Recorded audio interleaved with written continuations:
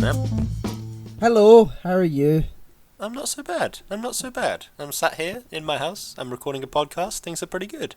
Yeah, I mean, life is just, it's only upwards from here. Oh, yeah, definitely. Well, would you like to hear some fantastic news, Danny? Oh, go on. We've made a decision, haven't we? We agreed to segments. Not Yeah. unlike, say, a grapefruit, or an orange, or a lemon, or Yep. even perhaps a lime. We've Or- agreed to or segments. A dragon fruit. I have no idea what a dragon fruit is. I thought we were just naming fruits. That's segment one. Oh, I see. The- The fruit naming segment. Yeah, naming fruits with Danny and Lewis. How many fruits can you name, kids? Have you ever heard of an ugly fruit? Yeah, it's like UGLI or something. They smell real bad, don't Yeah. they? Yeah. Oh, but we've already broken the segment. We should have saved that for the. Oh no, the this is 10 the gloriousness of 10-minute bullshit section. It's bullshit. We haven't even introduced it yet, and we're already That's very true. talking shite. Go on, give me the most formal introduction you can possibly muster for the 10-minute bullshit section. It's now the 10-minute bullshit section. Well, I'm not going to sleep tonight, but thank you very much. Okay, 10 minutes begins 1 minute ago. Go! Hey Danny, what's the deal with airline food? It's shite, innit? It just tastes like worn band-aids. You know, I heard this thing a while ago. This is kind of interesting. The reason you don't like airplane food is not because the food's terrible, which it might be, I don't know, but it's because your taste buds change when you're like 30,000 feet up. So theoretically, the thing that you should drink that like tastes the best is tomato juice. That's meant to taste really good when you're in a plane. Wow. I mean, I love how you said the reason that you don't like airfood. I thought that you were just specifically tailoring it to me. No, yes, I thought it's you you said- specifically. You have a genetic Yeah. mutation that affects your tongue and your... Yeah, Yeah. that's the one. You know when people say you don't mind, do you? You just feel like saying, "Oh, don't I?" All right, okay. So when somebody asks you a question, like, is it raining outside? No. Well, I don't know, do I? Neither of us know. You're just presuming and hoping that it's not. Or like if you fall down a well, and your pal up at the top shouts, "Is it dark down there?" And you're like, "No, I don't know. Throw down a torch and I'll tell you." You know. Very good. I enjoyed that joke, Danny. Yeah, I'm currently reading it right now off of a website. I mean, no, that's my original. Jokesaboutcoalmines.com. Yep. Yep. The stunning listening audience won't have heard this, but before we started recording, we did make a hilarious callback joke to Yes. sending canaries into mines. So that's good. Yes, we did. We really did. It was well worth it. It was well worth the wait. And you can hear that joke now if you subscribe to Patreon. See what I did there, Lewis? I'm shilling. I mean, yeah, shilling, great. Patreon, Yep. great. But I'm a shill. they can't hear the joke on Patreon. They can hear lots of other things on Patreon, but not that joke. Lewis, you clearly know nothing of advertising. I mean, the way I've seen advertising work in this crazy world is that the advertiser or the company makes promises and then breaks them once they've got the money. I see. Well, That's the technique I was trying. Is that not? Are we not meant to do that? I don't. that's not how I'm planning on doing it. But if it tickles your fancy, then you go for it. All right, okay. I'm so glad that you're so understanding. If you want to rip off the customer, give it a go. If anybody gets ripped off, go to Danny. Get Yep. in touch with Danny I'll rip at you off. creepyroom.com, and there you go. Go from there. Don't actually email that person. That could be a real person for all I know. Here's a bit of personal news. Right. So see when I'm not acting or doing this, I work part time in a dog food shop. Cool. It's Metamore Limited. Go buy your dog food from them. Some more shilling, Lewis. But under the advertising guidelines you just laid out, are they going to get ripped off at this dog food shop? No, they won't get ripped. I'm the only one that will rip you off. So if you go in and Danny is working there, he'll rip you off, but all the other members of staff won't. Yeah, I'm no longer allowed to work the tills. No, No, but the owner has two Caledonian wolf-likes. They sound good. Yeah, they're the same breed that they use for Game of Thrones. Cool. And cool. And they've got like separation anxiety. Okay. So like if you leave them alone, then they'll start like howling, and I had to put one of them in the back because like someone had brought their dogs in, so I put one of them in the back to keep it calm and tranquil. And then when the customers had left, I went back through to let Yorick out. That's his name, Yorick. Oh, I see. And I opened the door and he was looking at me with his head sort of tilted, and I was slightly worried because I could smell something that was... The only word I can use is ungodly, Lewis. I see. And it wasn't that he'd been in there for so long that he needed to do the loo. He'd done the loo like 20 minutes before. It was almost as if he was protesting.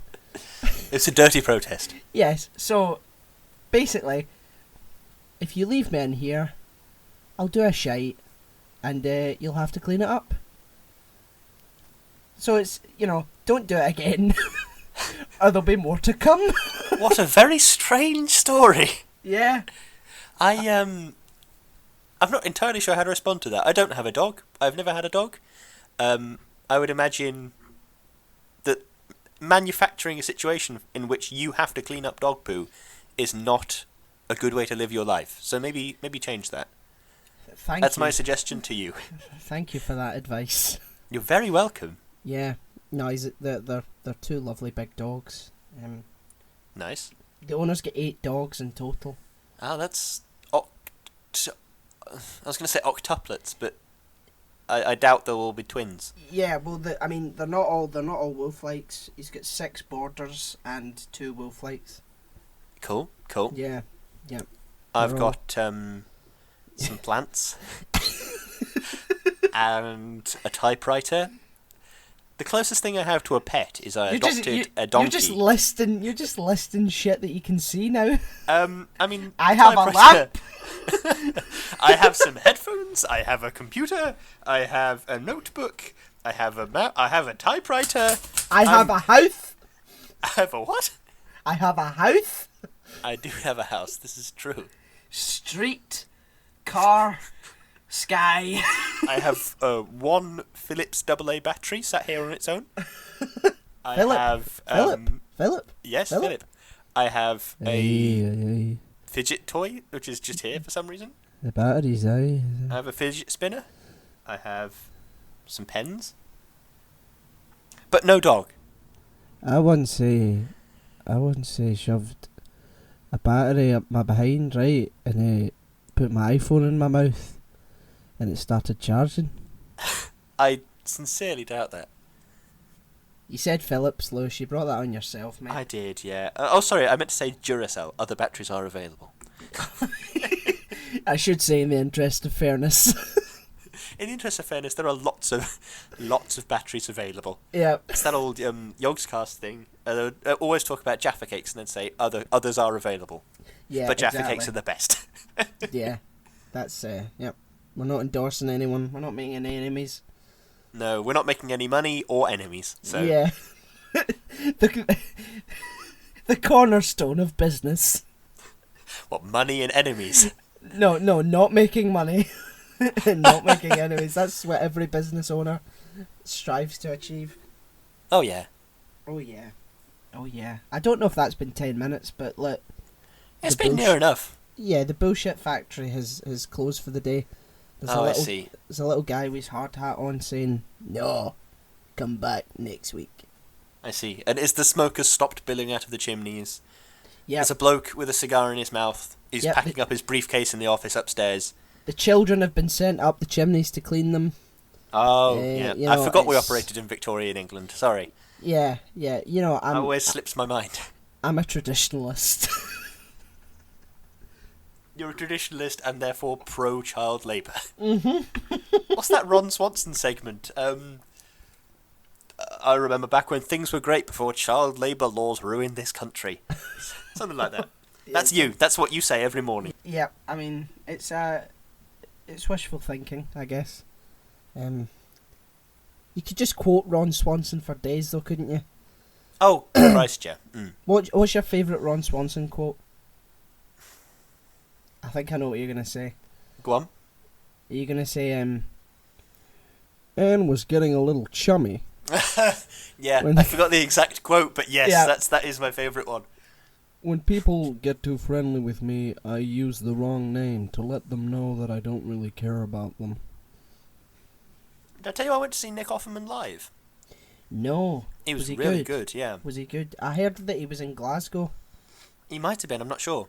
Yeah, I saw his advert and it was like, For the next hour and a half, I'm going to trap you in here with me and subject you to my comedy. It was actually my dad, because it was in Manchester, so my dad and I drove there, and on the way there we were thinking, we don't know what he's going to do, because Yeah. he's not a stand-up comedian. That's never been his thing. He does woodworking, so I was genuinely thought he was going to make a table or something on stage. that would have been brilliant. That would have been excellent. I went in not knowing what to expect, and then I came out not knowing what I'd seen. It was really bizarre and weird, but brilliant at the same time. Can you give myself and the listeners a taste of Nick Offerman's performance? The best way I can describe it is political commentary without there being any kind of politics involved. He did a couple of bits where he'd be walking around the stage and he'd tell a couple of sort of fairly honest, sort of chilled out jokes, and then he'd spin round on the spot like a 360, so he'd be facing the audience and then spin around and face the audience again and say, "Oh hey, so have you guys heard about gay people?" And then he'd talk about gay rights for a bit and sing a song about it, and then he'd do the same thing and say, "Oh, so have you guys heard about guns?"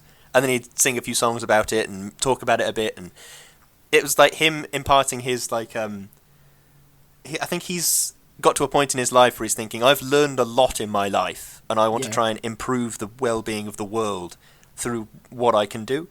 And his opening, because he had a guitar on stage with him, and his opening song that he sung was all about we've really fucked the world up.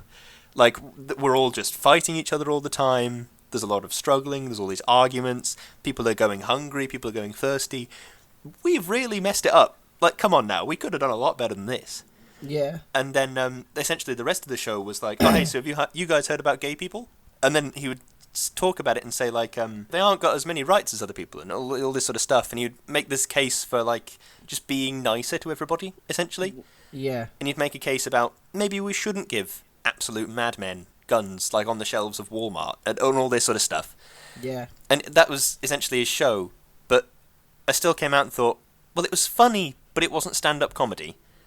And there was singing, but it wasn't a concert. And do you know what I mean? I couldn't give you a one-word description of what it was, but it was very, very good. Yeah, I mean, that's I see that being a trend with comedians nowadays. That it's a lot more to do with what do you call it? Trying to improve things rather than just tell jokes for an hour and a half. Yeah. Yeah. So which is it works and it doesn't work, if you know what I mean. Yeah, I do know what you mean. Because some comedians can take it a bit too far and just I suppose you could just get a preacher to stand on stage for an hour and a half. Because I went. One person I think did do it well was I went to see Russell Howard on stage with my partner. I like Russell Howard. I like Russell Howard very much too. This is his first stand-up tour in years and years and years, and essentially the point he was trying to make through his performance was just go and be a bit silly.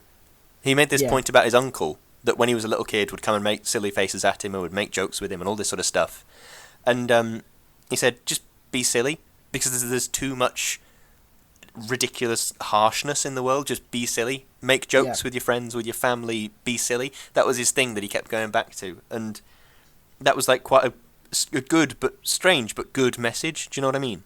Yeah, I like comedy that you don't get, if you know what I mean. I think so. Just ludicrous comedy.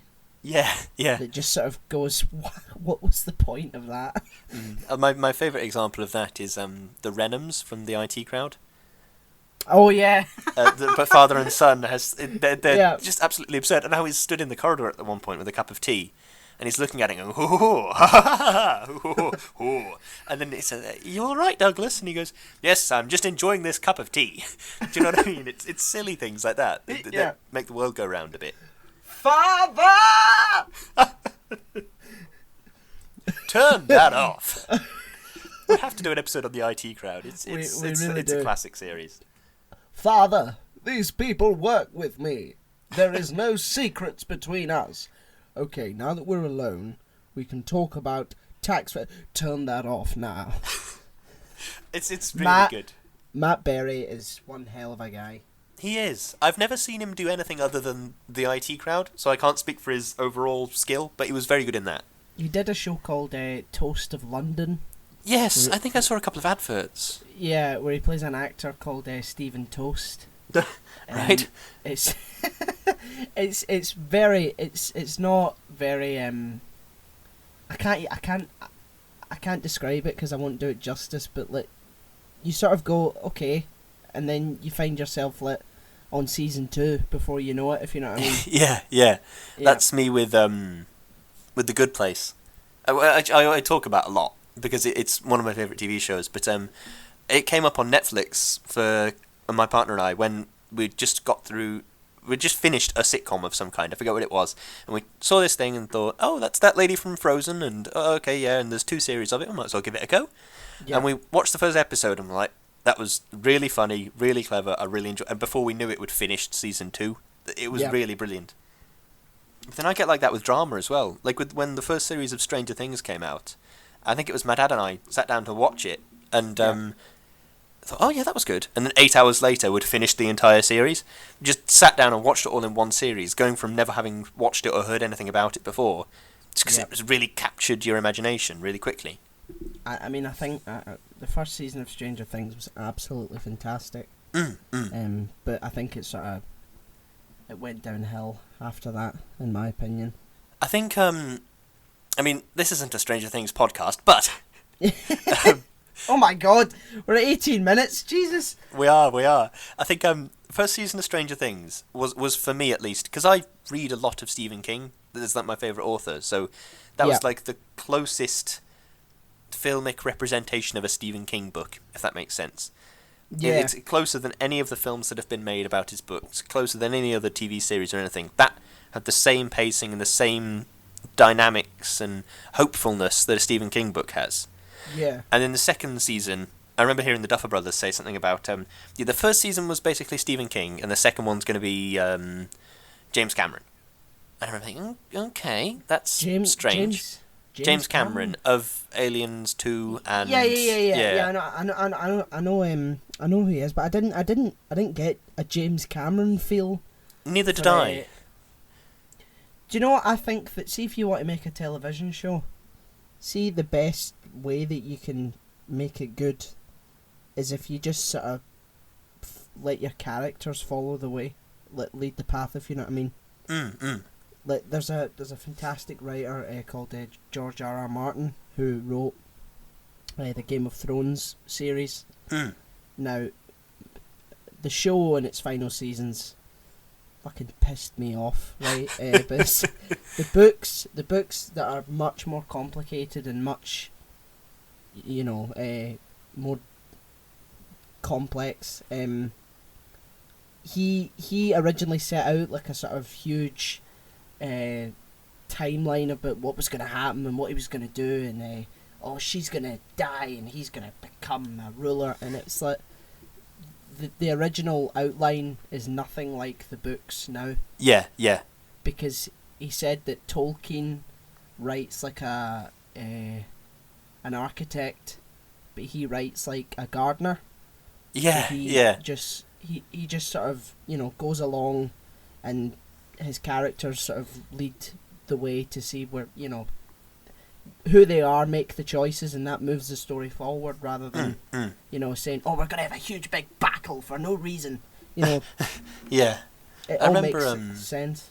I remember hearing this Stephen King quote once about writing, where he said that the idea for The Shining, which we've talked about a lot on this podcast, but the idea for A Shining, he was having a nightmare, and he woke up and sat bolt upright, and he sat on the balcony of this hotel room he was in, and he smoked a cigarette, and he said, from the time I lit the cigarette to the time I put it out, I had the bare bones of the novel in my head.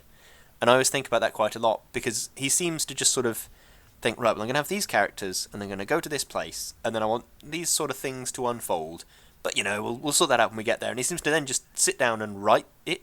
He doesn't seem to do any planning, but then you read things like It, and it's such an epic, complicated book that you think, well, he must have planned this, but exactly. By all accounts, he doesn't, which is bizarre to me. Didn't he write Cujo in like a night? I'm sure you told me that. Yeah, that's how the old urban legend goes, was he pulled a Mary Shelley, and because Mary Shelley wrote Frankenstein in one night, supposedly, didn't she? Yeah, and, it's quite a short book, Frankenstein. But the story goes, because Stephen King had a bit of a drug problem in like the 70s and the 80s, and the story goes that he did a load of meth, basically, and then wrote Cujo overnight. Oh my I'm not sure how true that is, but that cannot be true. You'd think not, but I mean, how big is Cujo? I haven't read it. I'm not sure. How should we have a Google? Cujo. Give it. Because there are stories about like oh, it's got the film. Come on now. No one cares about the film. There's stories about like Stephen King doing cocaine and stuff, and then having to sort of stuff tissues up his nose so that he didn't bleed onto his typewriter and all that horrible stuff. Oh my god. 428 pages. Oh, what the fuck? Although it's one of the ridiculous things is that I think I've seen somewhere that his aim at this point when he was writing this absurd amount of stuff every day, his aim was 10,000 words a day. What? Which is crazy. Sit down, right? My aim is 10,000 words. I need to do it. How could you eat like? I have no idea. 10,000. I mean, it's not. I suppose if you're off your face on drugs, you might not want to eat, or you might not have the desire to eat. Yeah, that's true. I mean, it's doable. Yeah. But it's very straining. Because what is it? It's about 500 words for an A4 piece of paper. Yeah. Oh my god. So. That's shocking. Yeah, 500 words for an A4 page. So you'd be doing 20 A4 pages a day. That's if he hits his 10,000 word target. Oh my god. I think I would take that with a pinch of salt. Yes, as would I. Yeah. I think I read something or other recently in because I'm trying to read through all of his books, and I've been buying old second-hand copies because I quite like an old book. Yeah, they look better. And I read it was a foreword in one of the ones I read most recently, which I think was a collection of short stories, because he wrote these short stories at different times to each other. But in this one short story, the foreword of the book was he said something about now that he's old, the thing that slows him down writing is the actual speed at which he can move his fingers, because like his arthritis and stuff like that, he can't actually write quick enough to get 10,000 words on the page in a day. But that used to be his goal, supposedly, which is kind of crazy. Yeah. Well, that's a shame. How many books has he written? Oh, some idiotic amount. Yeah. See that I think because George R. R. Martin and Stephen King know each other. Yeah. I saw that interview that was meant to be very good. Yeah, it's very very good. But George takes an awfully long time to write his books, which, do you know what, a lot of people complain about, and a lot of people go, oh, where's the next one? But if he rushed it, I don't think it would be as good. No, I don't think so at all. Yeah, and Neil Gaiman, who's another writer that I really like, he wrote a song. No, he didn't. He put a blog up saying George R. R. Martin is not your bitch. To his readers, because all they do is like go, where's the next one? Fuck's sake, you know. Yeah. And I think that. I mean, it's surprising how many people actually really enjoy books nowadays. I know what you mean. To the point where they would badger an author to try and get, the next one out. Because because there's a stereotype that everyone just watches television, and quite a lot of people still read books. Yeah, which is quite strange, really, because a lot of my sort of friends, a lot of my colleagues at school, because we were like forced into reading, as I'm sure you were. That Yes. was like, right, well, we have this system. You have to pick one of these books from the library, and it was like all done on a tier of different levels of difficulty. You have to read it and do a quiz to see if you have actually read it, and I know. and Fucking hell. it sort of killed me a bit. Maybe and that's then, maybe that's why no one liked reading in school, because you were told to. Yeah, exactly. Like I started reading books regularly when I was like, I don't know, like 13 or something like that. And it wasn't because someone said, no, you must read this and you must write about it. It's like, no, I enjoy reading. It's just something that I like doing. And I think when you take the pressure of this is for an exam or this is for a test, it's like, no, it's just much more enjoyable. Oh yeah, definitely. I remember because I've read like my whole life. Like my parents are both very keen readers, and when I was a little kid, they were like reading me books and all bits and bobs like that. And Yeah. the first sort of series I remember picking up and reading from start to finish was the Alex Rider series. Did you ever read that when you were a kid? I did read that. Yeah. Stormbreaker. Yeah, I remember picking up Stormbreaker because my cousin had read it and didn't want it, and so I got handed down the copy. And I remember having that on the table in primary school, maybe year 3 or year 4. So, Yep. I don't know how old I would have been then, but like To all you 8, 9 years old or Scottish, whatever. to all you Scottish listeners, year 3 is it primary 3? You have reception when you're 4, then year 1, What- year 2, year what- 3. What the fuck is reception? That's year What the- 4 and year 5, where they essentially teach you to like read and stuff, I guess. Well, we've got nursery, and then we've got primary 1, primary 2, primary 3, all the way up to primary 7. Yeah. And then we've got first year to 6th year. Ah, cool. So where does year 3 fit into the Year Scottish 3, chronology? I was 8 or 9, I think, in year 3. Right. So probably primary 4 or 3. But anyway, getting back onto these books, it's I mean, we've been recording for half an hour and haven't spoken at all about what we were meant to I talk know about. the opening statements. 45 minutes in. But yeah, I remember starting those books when I was like 8 or 9, and I remember finishing the last one when I was in year 6, so when I was 10, 11 years old. It was the year before high school. Yeah. And I've always read books like that. And I remember it sort of enjoying those you have to read lessons, but they also took a lot out of me. It's like I couldn't go home and then enjoy a book because I was too busy thinking, right, I have to memorize all the details of this book that I'm reading for school, because otherwise I'll fail this like weird test that has been generated and they'll think I haven't read the book. Do you know what I mean? It takes Yeah. the enjoyment out of it. No, that's true. I agree. I completely agree. Just back on Stephen King for 5 seconds. One. The Two. first book he wrote was Carrie, which famously Yes. he wrote the manuscript for, or wrote the first couple of chapters for, and then thought, no, this is rubbish, threw it in the bin. And his wife got it out and said, this is really good, finish it, and send it to a publisher. And then he got that published in 1974. And then he wrote Salem's Lot, which is my favourite book of all time. It's absolutely terrifying, gave me nightmares. I haven't read it. Oh, it's like 800 pages or something, but It's my about copy's got like... vampires, isn't it? It is, but it's like so much more scary than you'd expect it to be. So it's not just moody, pale teenagers running about who are thousands of years old. No, it is not, thank Christ. Do you know? See, Twilight, right? Twilight really pisses me off Okay. because Edward Cullen, the main guy, played by Shovelface Robert Pattinson. Right. That's not my joke. That's from Honest Trailers. I can't even steal that. Okay. He's what, like 600 years old or something? I have no idea, Danny. This is an entirely autonomous rant on your part. Right. Okay. Well, he's much older than he looks. Right. Okay. He's beyond the age that humans can live to. Right. Mhm. Belle or Bella or whatever her fucking name is 16. So she's just above the legal age. Okay. To this creepy old man who looks young And basically, it's okay if you look young to go with young people. That's the message that I got from that. That is very, very terrifying. That shiter of a film. Right. And people are like, oh, I love that film. It's so... No, it's not. It's fucking shite. Okay? It inspired a new wave of middle-aged loneliness.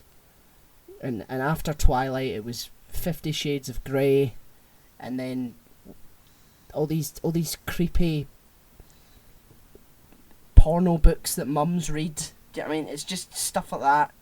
I've noticed a bit of a trend recently, not on the porno front, but on the books that mums read front, is that there was, whenever I go into Tesco, I always, like, the way that our Tesco is laid out is like, there's like, you go in, and then immediately it's like veg and milk and stuff, so you do all your grocery shopping at one end, then you end up Are we talking needing about a few books? bits and bobs.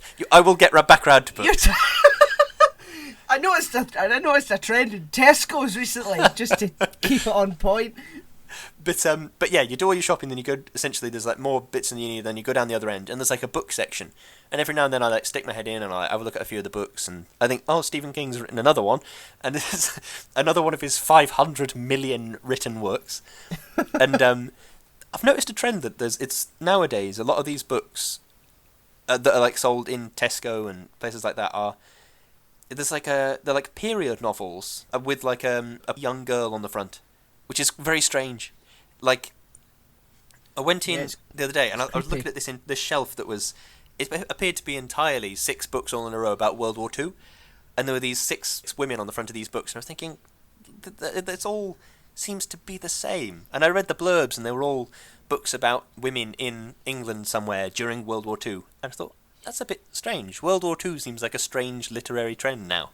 Yeah, that's, well, I mean, there's an amazing YouTube channel called Wisecrack. Oh, I love Wisecrack. Yeah. Yeah, they made the argument, you know, sort of branching from World War II, that as horrible as it all was, that the Nazis are very profitable right now. That's true. You go onto Netflix and all you see is fucking Hitler, the real story. It's like Hitler's circle of evil, the Holocaust, the untold truth. It's just like documentary after documentary. It's just everywhere, and people love learning about it, and people love hearing about it.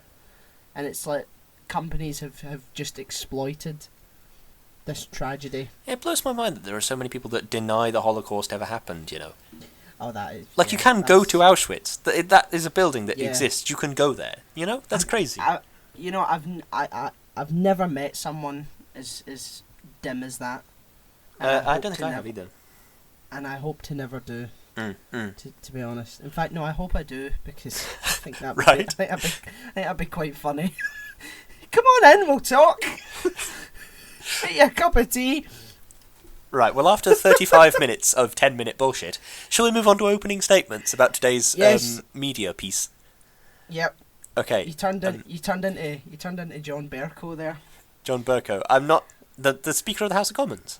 Yes. How? Because you became the mediator and you got us back on track. Oh, okay. Well, I'll be... Order! Order. Anyway, this week's piece of media is a mini-series from 2016 called The Night Manager.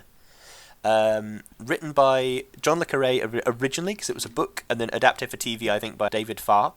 Yes, you're right. Directed by Suzanne Bier, starring Hugh Laurie, Tom Hiddleston, Elizabeth Debicki, Olivia Coleman, loads of people that are dead good at acting.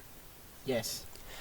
I really like this series. For me, this is sort of it's an education in how to do straightforward storytelling very well. Do you know what I mean? Yes. What did you think? That's your opening statement? I probably could go on, but what's your opening statement? It's good, isn't it? Yep, that's the one. Yeah, it's pretty good. Wait, someone's knocking on my door. We'll need to pause this. 2 seconds. Yeah, of course.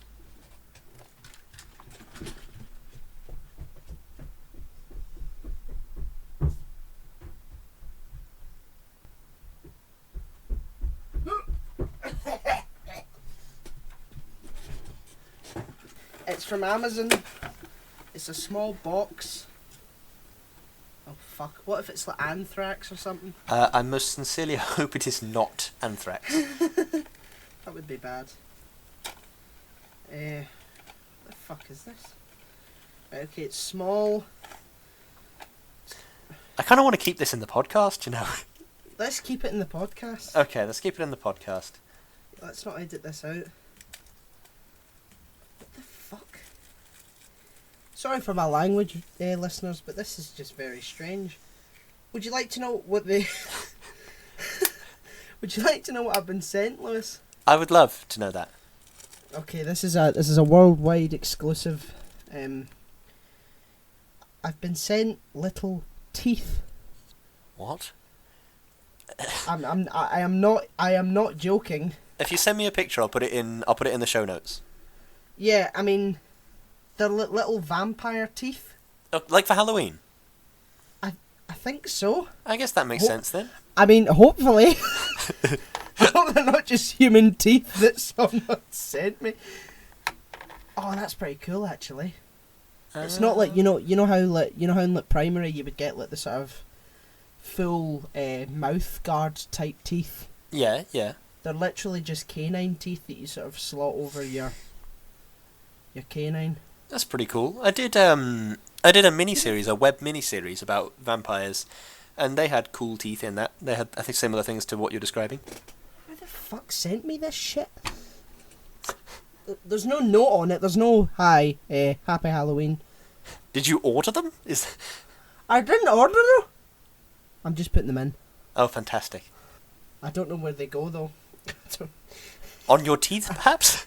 Yes, I know. I don't know which ones. Your canines. Yeah, but which one of my canines? The pointy ones. I know. I was joking. Right. Well, we'll need to deal with that another day. All right. Fuck's sake. Sorry about that. You know, it's that situation we've all been in. Somebody sent you some teeth. So anyway, Right. my opening statement. Yep. Yeah, it's good, isn't it? It's not bad. Oh, very good, very good. Yep, I thoroughly enjoyed it. Good. I didn't find anything sort of like philosophical or deep with it. No, I don't think there is anything philosophical about it. I just thought it was a good old fashioned battle of wits. But, I think this is, in my mind, it's like I think this is one of my favourite dramas, definitely, of all time, because it's very sort of it's very straightforward, and all the characters are very well fleshed out. You don't feel like you don't know any of the characters. Do you know what I mean? Even supporting characters like Lady Sangborn and stuff like that. You just sort of know that she's frustrated with her husband for having serial affairs. You sort of know this, you know. Do you know what I mean? Yeah. And people like Joel Stedman, you kind of know him, even though you just kind of know him, even though he's not in it very much. You're aware of the type of person he is and all this sort of stuff. Yeah. I'm a big fan. I certainly am. I mean, it just proves, not that it needed proving, that Hugh Laurie is one hell of an actor. Oh, yes.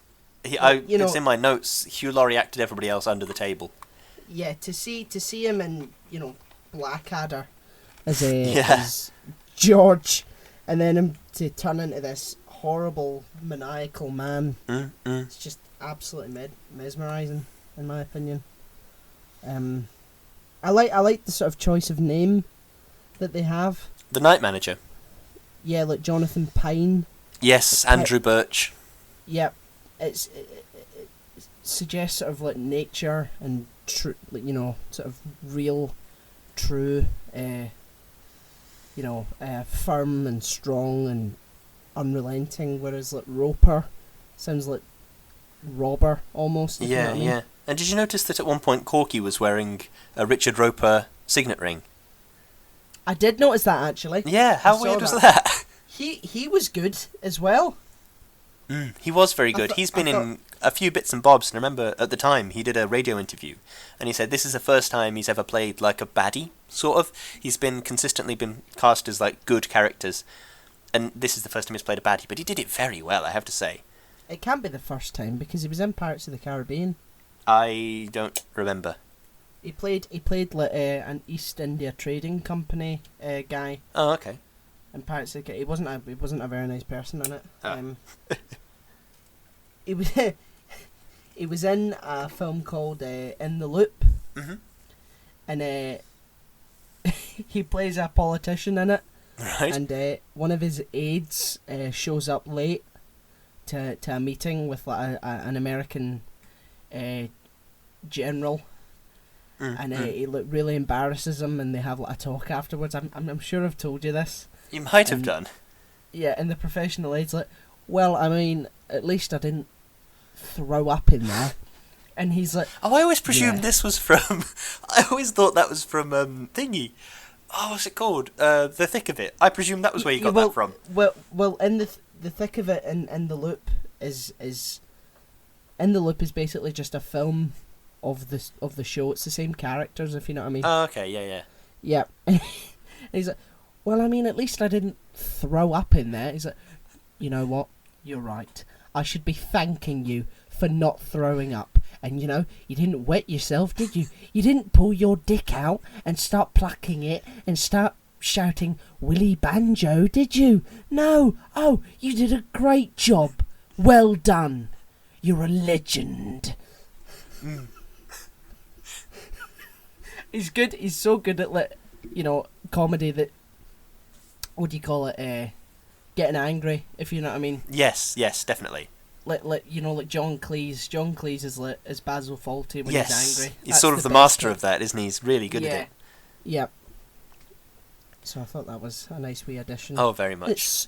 It's so well cast as well. Oh, yeah. Olivia Coleman is very, very good. Oh, yeah. She's brilliant in everything she does. I always think that the mark of being good at acting is not being able to say, right, I'm going to be very good at being angry for this bit, or I'm going to be very good at being funny for this bit. It's being real. Do you know what I mean? It's being a believable character. And at no point did I question, is Richard Roper an arms dealer? At no point did I question, is Angela Burr head of the International Task Force, or whatever it's called, Limpet? At no point did I question that. I thought, yep, they're very good. I like them. Good. Definitely. That gets the Lewis Brindley seal of approval. Yes, the Lewis Brindley seal of approval. I mean, there's... Like, I found it difficult to sort of talk about this one, if you know what I mean. How do you mean? Look, because it is just, you know, there's no denying that it's good. But it's all very straightforward, isn't it? It is very straightforward. You're right. And I wasn't confused during it. I wasn't going, what does that mean? It all felt very, you know, sort of structured and very consistent, which is very good. And I'm glad that the story works out nicely. But I didn't feel sort of, what's going to happen now? It's like, you know, well, I did, but it didn't stick with me afterwards, if you know what I mean. I suppose... Like, you get films that you watch and you start thinking about them and you can't get them out of your head. Films like that. Like, this TV show was just a very straightforward and self-contained story. I suppose this is the difference between, like, this is drama made for a lot of people, if you know what I mean. This is drama made to be just complicated enough that you feel like you're working while you're watching it. It's spoon-feeding you just enough information that you feel like you're figuring things out for yourself, when in reality, you're not. Yes, I would agree with that. Right, shall we go to CRQs? Creepy room questions, just like PMQs. Who doesn't know? Yeah, creepy room questions. Yep. Okay, you go first. Do you think that Richard Roper cares about his son? That's what I was going to ask you. Yes, I do. Really? I don't think he does. I think he does. I don't think he cares about his son, or his ex-wife, or Jed, or even Corky, Tabby, Lord, what's-his-face. I don't think he cares about any of them. I think he cares about them to the extent that they do as he says. Like, because when everything was going swimmingly for him, it was actually... I actually felt a bit sort of heartwarmed watching them interact with each other. Yeah. If you know what I mean. Proud of you, Danny, when he says that in the restaurant, and yeah. Yeah, it's like, oh, that's nice, isn't it? But I think that if you betray him, there is no, you know, he has no qualms of dealing with you, but if you're loyal, then I think he treats you well.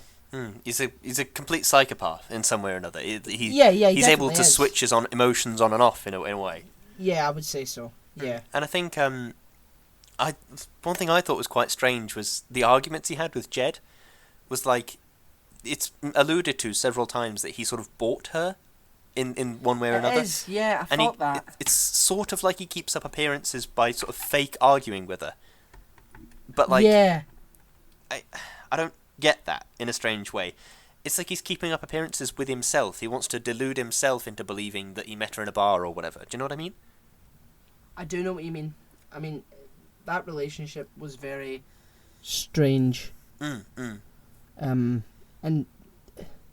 did we ever find out about her son and her mother? How do you mean? Was it her sister? Yeah, she briefly mentioned that her sister was taking care of her son, and then at the end she was going to see them all. Yeah. Which was, I mean, I think they're making a second season, so they might explore that a bit more. Meant to be filming later this year, releasing next year. Oh, really? Apparently, yeah. I googled it just a little bit earlier. Is everyone coming back for it? It said some people are, some people aren't, because I can't imagine those people would have kept Roper alive. Maybe. I mean, they might have done potentially. He might make a good straw man, but like, I think almost certainly they would have killed him. I don't think Sandy Langbourne would have come back, because I don't think he would have been of any use to anybody, really. He was only useful to Roper. Yeah. And then, now that Roper's sort of out of the equation, there might be people that are right, well, he's a loose end, let's just kill him and get it over with. But there's gonna be a big power shift then, isn't there? Because Roper was like, he was in the heart of the British government as well. Yeah, yeah. Like, he had so much influence. It was like unbelievable. You know, they said Britain needs Roper, America needs Roper. It's like, well, who's next? If you know what I mean, who's gonna take the throne? If you know what I mean. Yeah.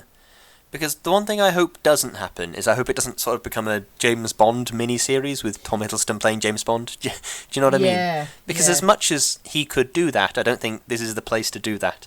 I think this is the place to sort of have, not necessarily a character study, but have more of this sort of mental chess being played between these very high-stakes people in high-stakes situations, you know? Yeah, I mean, I don't want it to be sort of like a villain of the season type thing. That would be very annoying. Because it was very personal for Jonathan. So I don't see why he would then go, well, I need to stop this other man as well. It's like, no, I've done my bit. I've got my closure now. It's time for me to sort of step back. And Olivia Coleman, would she go after the next person as well? I mean, it was personal for her as well. It was personal for her as well, after the school sports day. And that speech she gives over the sports day is fantastic. Oh, that's absolutely fantastic. And the way that she smiles when she's crying. Yeah, which is a very human thing to do. It's a very really relatable thing in a strange way, yeah. It very much is. And it is personal for her. And it's like how Rob Singh says to her, yeah, go home, Angela, have your baby. It's like he sort of is aware there's not really much point carrying on now because we've got the bogeyman. Yeah, now, exactly. Now it's just me and you running around doing not much. I agree. I very much agree. What did you think of what's his name? Frisky? Tabby? No. What's the actor's name? Tom Hiddleston? No. He had an American accent. Oh, David Harewood. Yes. What did you think of his American accent? It was good. I think he was doing a regional American accent, and I don't know the region. That was the impression I took away from it. It sounded off to me for some reason. It sounded off to me as well, and that was what I went for. Because he was consistent with it, because the thing that makes an American accent is whether or not it's rhotic, i.e. whether or not you make R sounds in your words. Yeah. Like, British, Scottish people don't, and American people do. But manager. Yeah. Yeah. And he was consistent in when he did it and when he didn't do it. And the mark of a poor accent sort of performance is inconsistency in a lot of ways. He can't decide when he's going to do it and when he's not going to do it. Like that's there's true. this Netflix series came out not so long ago that I would highly recommend to anybody, called The Politician, which I think we should definitely do a podcast on. It's very Wait. you. It's very me. Very you. It's all about like power struggles and stuff like that. It seems very cynical. It is. It's very you. Thank you. But in it is, I think her name is Lucy Boynton. She played Freddie Mercury's ex-girlfriend in Bohemian Rhapsody. Bohemian Rhapsody. Yeah, I like her. And Yep. she's a British actor, and in The Politician she was doing an American accent. And for the first couple Right. of episodes, her American accent wasn't quite consistent. And as she moved on and as she did more of her performances, and in scenes where she had more dialogue, where she must have been practicing a bit more, say, then her accent was flawless. Yeah, I think the problem with like American accents is that people sort of overestimate, if you know what I mean. Yeah, I think I do. Like, they try and make it, a bit too much. Another excellent cat and mouse game, it's something like that, and it just sounds over the top. Where it's like it's actually far more relaxed than people think that it is. Yeah, definitely.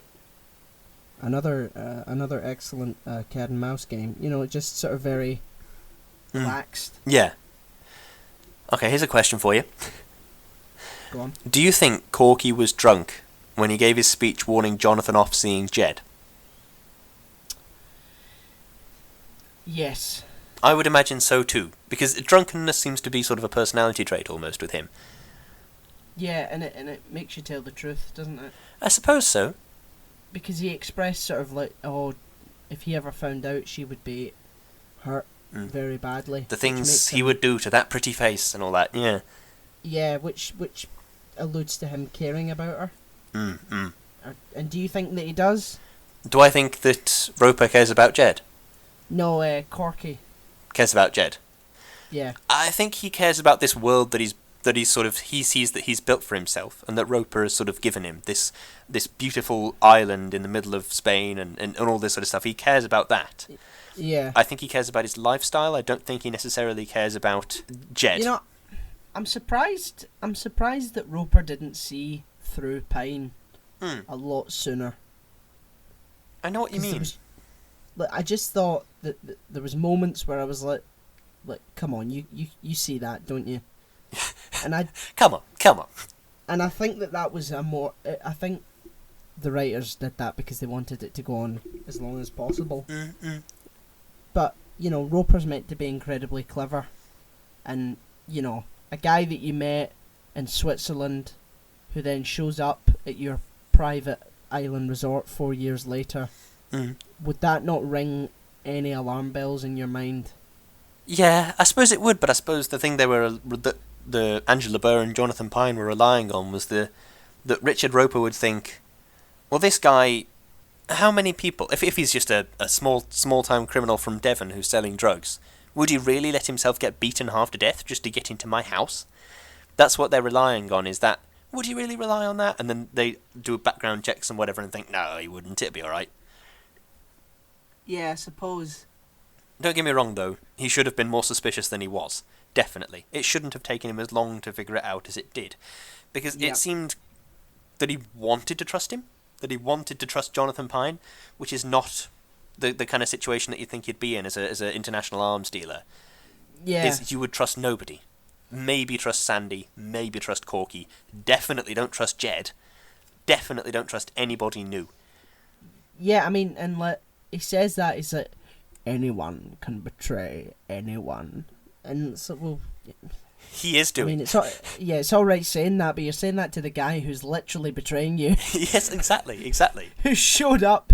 I mean, Jed saw through it. Jed was like, who the hell are you, by the way? You show up twice, come into our lives, and you're just trusted all of... Who the fuck are you? Do you know what I mean?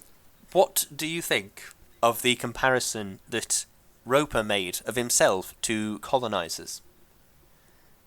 That's an interesting question. Because he briefly made, when they first got to the Haven, and he said, the British saw the opportunity with China and all this sort of stuff, and it's like, okay, and I took that to mean that the comparison he was making was, I'm bringing peace and joy to the world, I'm bringing lots of things to it, but I'm taking my cut. He views life as like a balance sheet. Do you know what I mean?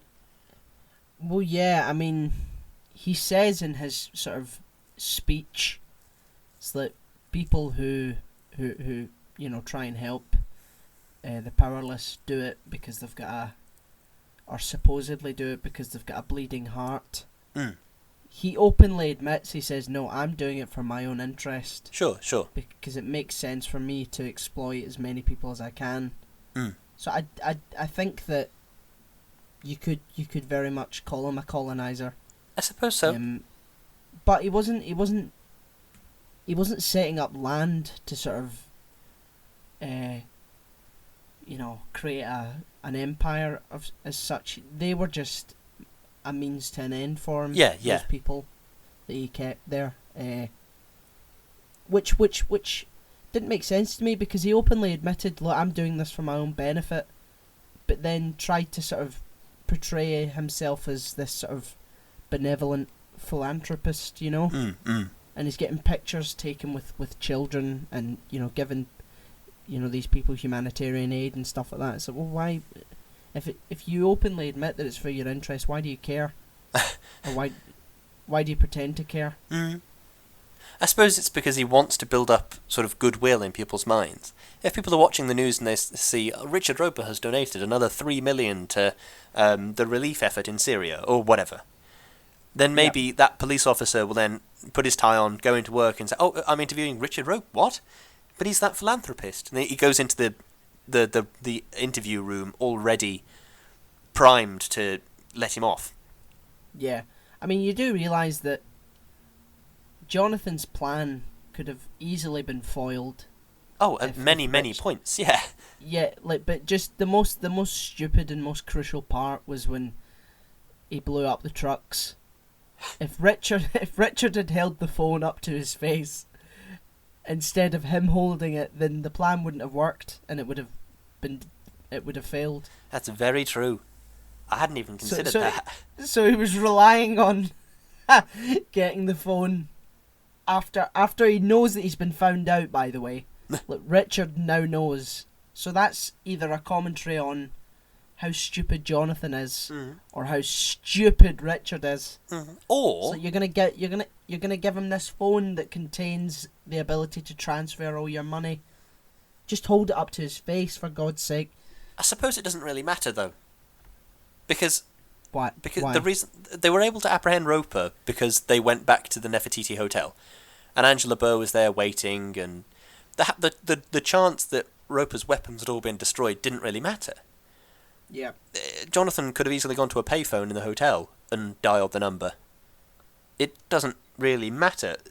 What matters is that the weapons are gone, and also that Roper is at the hotel. Yeah. And you could have made the presumption that Roper would have gone back to the hotel no matter what. So maybe Jonathan just saw his opportunity and took it, rather than planning that all along, you know? Yeah, fair enough. That's true, I guess. Fault corrected. Excellent. Do you know what I think? Every time I watch that boat sequence, where they're all on the island, and then Danny says, "Daddy, can we take the boats to this restaurant we're going to," or whatever it is? I always think, God, there must be a lot of money in illegal arms dealing. And they talk a lot about how there is. Are you thinking about starting a career in it, Liz? Oh, yeah, that's exactly what I'll do. I'll start a career in illegal arms dealing, just so I can get some boats that take me off my private island in Mallorca. Do you think that you'd be a good international arms dealer? Oh, no. Definitely not. I am forgetful. I always turn up late to things. I would be a terrible international arms dealer. In an interrogation, I would turn all my friends over almost immediately, because they would say, and who are you working with? Oh, yeah, let me give you an itemised list I carry on me at all times, and hand it over. You'd be like, what do you call it? You know, have you seen Deadpool 2? I have seen Deadpool 2. You know, what's his name? Is it TJ? TJ Miller. TJ Miller, and Cable's like, we're gonna go through all the ways that we can feel pain. And he's like, I'm going to stop you right there because I'm not even going to get to 2. I'm not even going to get to 1. He just gives all the information. Yes, that would be me. Any threat of torture, or even if it's like the police that arrest me and say, we'll put you in jail for a year. I'd say, no thanks. Yeah. Immediately turn over all all information at my disposal. Well, you know, when I stub my toe, I'm done for the day. I lie down. That's me. Yes, that's me. That's you. That's you. I Jonathan Pine could just stub your toe and that'd be you. Done. Oh, Out yeah. the game. He opens the door a bit too fast when I'm trying to come at it from the other side. Oh, no. Oh God, Jonathan! And then I have to sit down and have a cup of tea and think, God, Jonathan, Thwart. this is really scary. And then Thwarted again. and then I twirl my moustache and walk out of the door. Yep. We're going to have the impromptu section now, which I'm introducing. It's called Lewis Brinley Talks About Cameras for 10 minutes, which is normally Lewis Brinley Talks About Cameras for 10 seconds. But anyway, there are lots. Right. Okay. I'm gonna go for a wee nap. Okay. Good stuff. Tell me wake me when you're done. I was a big fan of the colour palettes in each of these locations. Like within any of the hotels, there were soft creams and oranges and browns and stuff that were meant to make you feel relaxed and at ease. And as much as I realise that it's the colour scheme of a hotel anyway, it felt much more useful here. Like in that Swiss hotel, when Roper and all these very dangerous men come in, and you still feel sort of at ease in a strange way. And then harsh whites everywhere else. When Jonathan Pine and Sophie Alakan, when they're at that little house in the Egyptian countryside, that's like very soft blues and whites that feel very relaxed and informal. And then you go to his house in Switzerland that's like very harsh whites, but then very soft greys and blues and stuff on the inside of the house that make you feel more like at ease, but also, I can say at ease but on edge. But do you know what I mean? It's like a very simple sort of, things are very straightforward. I was a big fan of a lot of that, and a lot of like close-ups on people's like mouths and eyes that like belay a lot of information, and I was a big fan.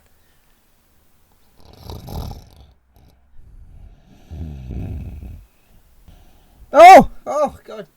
What are we done? What is it? What? We are done. I was busy being very boring. Oh, you did it. Did you? I did, yes. It didn't feel like 10 minutes. No, it was more 5 seconds. I agree with you. I completely agree with you. One day we're going to do an Edgar Wright film, and I'll say, there were loads of shots that I liked, and then you'll have a nice 30-minute nap. Yep. You know, in Baby Driver, Edgar Wright picked up a shot of Ansel Elgort changing gear that was used for like 4 frames. It's like a 16th of a second or something like that. Wow. That's crazy, isn't it? Like, what, for 4 separate frames throughout the film? No, 4 frames during this one car chase. They took. It took 4 frames. Yeah. Oh my God. I think literally a 16th of a second it was on screen for, but he edited these bits and bobs in just because. Yep, that's good. I like that. We'll have that. Wow. That's pretty. It almost begs the question, why? I don't know. If it was going to be on there for less than a second, then why take the time to sort of edit it? Yeah, that's true. Here's a question for you while we're still on creepy room questions. Go on. Did you think it was a bit weird how he was just like strolling through a war zone at the start? Who? Jonathan Pine. In the first episode, he's strolling through that war zone in Egypt. Like at one point somebody fires like an AK-47 into the air and he just goes, and then keeps walking. And he gets to that checkpoint and just flashes his passport and they let him through. It was very strange. I don't remember that bit. Do you know? It's like the opening shots. I remember thinking, when I watched it for the first time in 2016, I was thinking, that's a bit weird. And now watching it back again, I'm thinking, that's a bit weird. I mean, that's weird because I actually don't know. I watched that. I watched the opening episode last night on Sunday. No, it was Sunday. I watched it, and I can't remember. I can't remember seeing it. So I mean, it clearly stuck in my mind. It's clearly so engaging. Definitely. I don't know how I missed that. I normally, because I have a bad habit of making sure that I see the opening scene, because it's often incredibly important to the rest of the project. It wasn't important, but it was just a bit odd. Right, so well, there you go. I didn't miss anything then. No. I tell you what, though, this all the bits and bobs in hotels did make me think of this book I read in the summer this year called The Last. I think I might have told you about it. I think you did, yeah. And it was like not a very complex story at all. It was like a nuclear apocalypse has happened, and this one guy tries to tries to survive. That it's not complicated. Like, it's harrowing, but not complicated at all. Is it a bit like The Road? I've never seen The Road. Have you ever read it? No. Right. Well, it's like after a nuclear apocalypse has happened, and it sounds similar. It's like a man and his child are wandering through the wilderness. It's very harrowing as well. But it's very, very simple. But it made me think of this intricacy of all these different hotels around the world. Yeah. I like hotels. Hotels are cool. I liked how all the plot threads sort of came back together. Yes, yeah. Like when he said Freddie, what's his name? Freddie Hamid. Yeah, I was like, oh shit. I remember That him wasn't just- from the first episode. Yeah, which is strange because there's so many TV shows nowadays that just put inconsequential characters in, and just he's the bad guy at the beginning who killed a girl that he liked. It's like no, he's actually in this again. Oh shit! And I think that's another reason I liked this. Is it does feel like a lesson in straightforward storytelling of Yeah. I think you'll make so many good characters and then keep them in the show. Yeah. I think they struck a good balance between which ones are supporting characters and which ones support the characters. Does that make sense? Like supporting characters like Lady Langbourne. She is there to have that conflict with Sandy Langbourne and to confide in Jonathan a bit at the start. But like Freddie Hamid is essentially Jonathan's motivation for the entire piece. Yes, exactly. No, it's very good. And do you know what? Another thing I liked, even though like Roper is the last sort of, he's the king of the chessboard. Yeah. Like it still felt as if there was someone beyond the chessboard. How do you mean? Like I can totally imagine that there's someone other than Roper out there. It's just another group of people pulling the strings so that you can never really see to the top, because like, this corruption and all this power-driven greed is so ingrained in this world. It's harrowing. I did like how they built up Roper a fairly good amount. Yeah, you don't even see him until like halfway through the first episode. Yeah, and he writes Roper on that piece of paper, and it's like a really good visual motif to have, I think. And it's like almost like a homage to like Bond, if you know what I mean. And it's like that. Well, this guy's a force to be reckoned with, because we're already like, oh my god, who is he? And we haven't even seen him yet. Yeah, definitely. Yeah. No, I thoroughly enjoyed it. You know what? Actually, I was pleasantly surprised by in this series was the son, Richard Roper's son. I'm quite used to sort of supporting actors not being good, but he was very good. Like those screams he was doing were very good. They're like very visceral. I believed he was terrified. Do you know what I mean? He's been in a few things. He was in A Quiet Place. He was in Wonder. He was in The Titan. He was in Suburbicon, which I still haven't watched, but I really do want to. That's where I remember him from. Wonder. Is that any good? He had a very good American accent in that film. Oh, that's cool. Better than is it David Harewood? Yeah, much better than him. Like and that just goes to show you, kids nowadays, eh? Yes, Danny, very good. Do you have any more questions? I do not have any more questions. No, I don't either. So, shall we move on to closing statements? Closing statements, yes. I like how we've picked these phrases, which is so oddly political. Like opening and closing statements, it's like a presidential debate. CRQs, PMQs. Do you know what I mean? So that's good. We will make shouting into the void great again. Right. See, that was a bit of political satire there, Lewis. Oh, I couldn't tell. Do you know who I was doing? Was it Angela Merkel? No, it was Jeremy Corbyn, you fool. Oh, I always get them mixed up. Your closing statement. It's good. It's pretty good. I enjoyed it. It's I didn't have to think too much, which is refreshing once in a while. Yeah.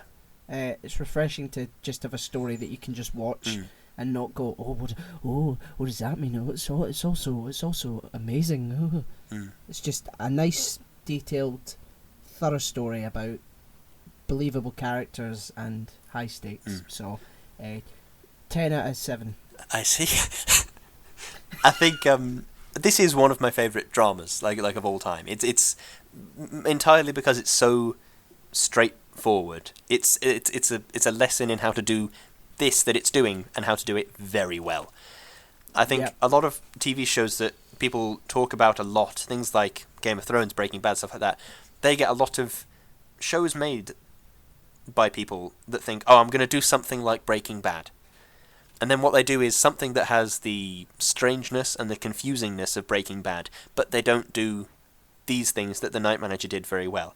They don't do the simple but powerful conflict. They don't do the dialogue that works very well. They don't do the dramatic pauses and silences very well. I think this is something that's overlooked quite a bit. Yeah, but it's like the hero's journey, isn't it? Yeah. But I'm obviously a big fan of this. I have watched it several times. I'm a big fan. I'm a big fan as well. Yeah. So that's, Notes expired. Notes expired? Yeah. Alright then. Well, no, I mean, my notes are now expired for this. So are mine. My notes are also expired. Yes. There we go. We figured it out now. Okay. Well, you have an announcement to make, don't you, Lewis? Yes, we are going on holiday. Well, not me and Danny. Just as much as Lewis would love that. Much so I would love to go to a nice romantic retreat with Danny. Rose petals all over the bed, and I'd love that. But candles. Candles, yes. I would. That's good. God, that's not happening. I'm going on holiday. So we are not going to be back until it's for 2 weeks. So it's going to be the second week of October, I think. I know. Stop crying, people. Come on now. I mean, we will be back. Don't you worry. I mean, you can keep me company while I'm waiting for Lewis to show up again, because I don't do anything apart from this anymore. I just sort of sit and wait for next week. It's like how we talked about how Heath Ledger's Joker. He leaves and then he doesn't wash. He just sits there and waits. Yeah, I just completely committed to this podcast. And the next episode should be out the 17th of November, all being well. Yeah. And what are we going to talk about in that episode, Danny? We're going to talk about a film that I find very interesting, which is called Under the Skin, starring Scarlett Johansson. I see. So that should be fun. I look forward to being massively creeped out. Oh yes, I'm sure you will. So support us on Patreon if you liked what we do, and even if you don't like what we do. Yeah, just give us money. Okay, where can people find you, Danny? People can find me on Instagram at Ohiram, and they can also find me on Twitter at Kerzo2000. Mm-hmm. You can also find me on Facebook at Daniel Care. Very which is good. It's a Facebook page. People can find me on Instagram at Lewis_Brindley, on Twitter at LewisBrindley4. You can check out the podcast on Apple Podcasts, Spotify, and at shoutingintothevoid.podomatic.com. Please share it. Please like and review if you don't mind. Yeah. Do you know what's interesting? See, despite the fact that I had the least amount of notes. Yeah. For this podcast, we've spoke for quite a fucking long time. Oh yeah, it's because the bullshit lasted for like 40 minutes. Yeah, it's like 10-minute bullshit. Yeah, 10 times 40-minute bullshit. Oh God. Thank you very much for listening, folks. Thank you for listening. We shall see you in 2 weeks. Yes. Time. See you in 2 weeks' time.